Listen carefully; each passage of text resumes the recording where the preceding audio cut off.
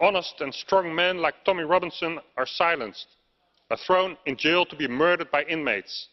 That is the true character of the EU.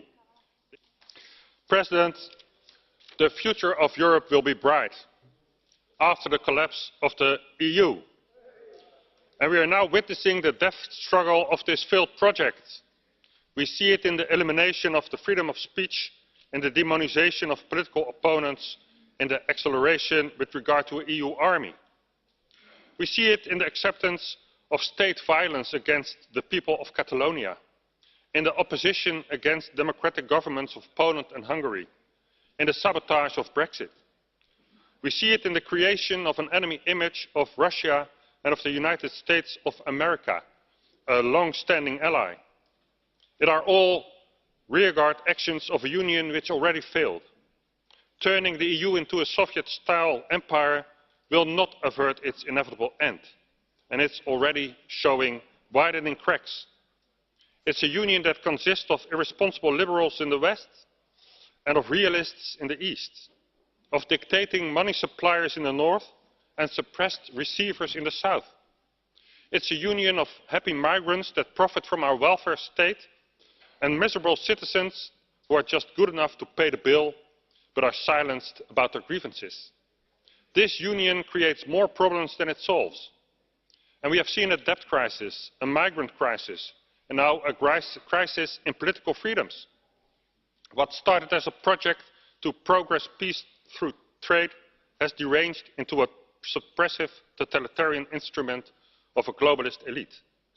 And the last fundament of this bankrupt union is the unlimited printing of money by the European Central Bank. Imagine the shock when Italy was about to install a Eurosceptic government. And there again, the EU showed its ugly face of dictatorship. It denied the Italian people their rightful government.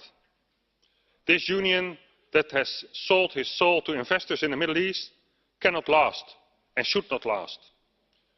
Turkey is turning into an Islamic society, and Erdogan is overturning the achievements toward a secular state. Journalists, professors, military personnel are being jailed. Christian property is being seized. Genocide is being committed on the Kurdish part of the population. And firmly stand the EU to protect? No, not the values of human life, not the freedom of the secular state and the rule of law. No, it stands firmly to let Turkey become a member of the EU.